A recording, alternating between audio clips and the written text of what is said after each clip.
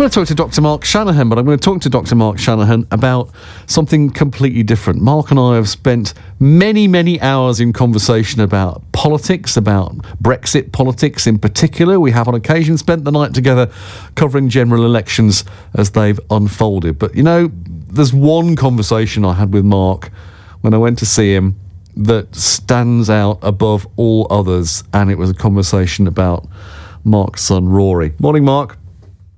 Good morning, Andrew. Good to have you back on the Pete Show. Tell me about Rory and what happened for listeners who didn't hear that conversation at the time. Well, my student's son, Rory, was studying engineering up in Yorkshire about 5 years or so ago. In 2017, he hit a rocky patch, had some mental health issues around anxiety and depression, and came home for a while just before his final semester at university. He went back to start again. And unfortunately, about 3 weeks later, he took his own life, which was just the most absolutely devastating thing that could happen in our family at all. We just passed the 5th anniversary of that in February, and I can tell you it is as hard and as vivid and as scary and as awful to take and to remember and to live with now as it was on the day that I found out about it. I bet it was. How did you find out? Well, at the time I was working at Reading University, and I was at work in my office. I heard a little bit of a commotion outside my office, didn't really think anything about it. Then there was a knock on my door. I really didn't register what was happening. And one of my colleagues came in looking absolutely ashen-faced, followed by a policeman. And he told me that my son had died, and I asked how, and he told me that Rory had taken his own life. And quite honestly, that the next 24 hours is just imprinted on my brain, and it's never very far away. I mean, the world must just have stopped in that moment, because although Rory had some problems, there's no way you're expecting anything like this. No, absolutely not. Yes, we knew that he'd had issues, but actually the year after bringing him home from university, he had seemed to be getting an awful lot better. He had probably the best year of his life. He was part of the debating society at university. He was doing some internships. They were really, really going well. And he was gearing himself up for that final semester, but he was a procrastinator. He was a perfectionist, and we kind of realize now that he just had piled up a lot of work to do and couldn't see himself getting through it. And that, in the end, was what drove him to despair. And it must raise a lot of questions for you about, you know, the detail. If only we'd known that particular thing was going on in the context of everything else, then, you know, maybe we'd have done something differently. I don't know. You must have turned over all sorts of questions in your mind about how it might have been prevented. Yeah, I mean, hindsight is a wonderful and at the same time a terrible thing. And of course, I wish I knew then what I know now.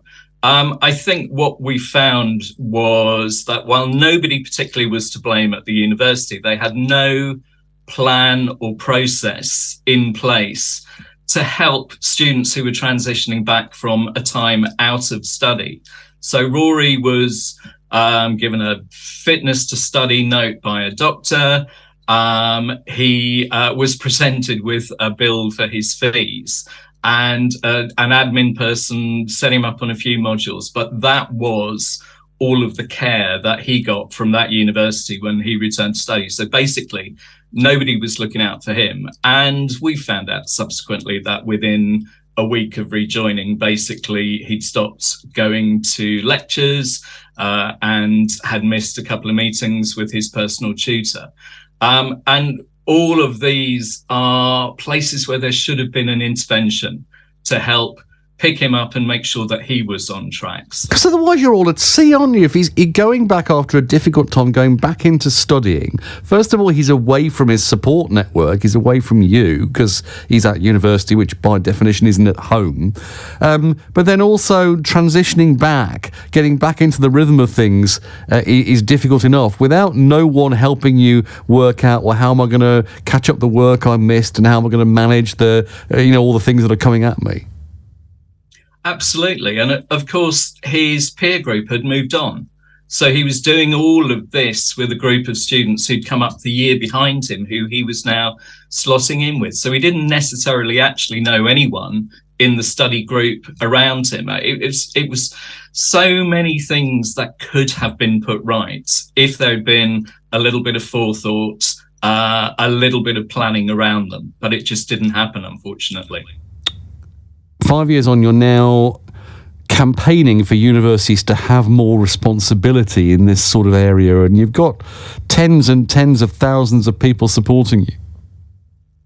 Yeah, we're campaigning for the government to create a statutory legal duty of care for students in higher education. There was a petition to government that closed on Sunday, and we gained 128,000 signatures. Once you get to 100,000, the government has to consider having a debate in Parliament about this.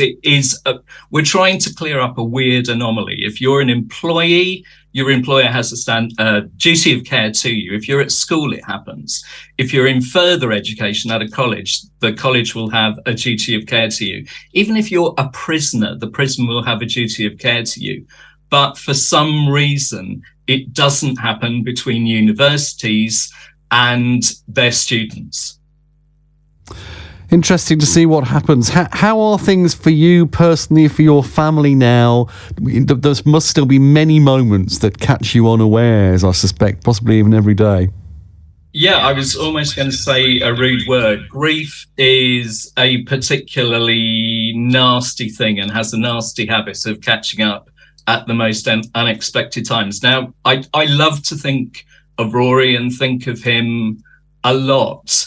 I guess for all of us, the difference in our before Rory died life and our after Rory died life, I could empty my mind and think of nothing before then, and it was very relaxing. Now, if I empty my mind, Rory comes into my mind, often in a nice way, but sometimes not. And I remember that 24 hours after he died. And that is hard. It is very hard to relax. We have found a million ways to move on. My girls are brilliant. My wife is fantastic. We've pulled together as a very close unit. But what we don't want is for this to happen to other students in the future. And there are some fairly simple ways and actions that universities can take around clarity, around consistency, around accountability, that would mean that other families don't have to go through what we're going through. Gratefully came on to talk about it, Mark. Have a good day. Thanks ever so much. Thank you. Mark Shanahan, who's a regular on this programme, talking about what happened to Rory, his son, 5 years ago.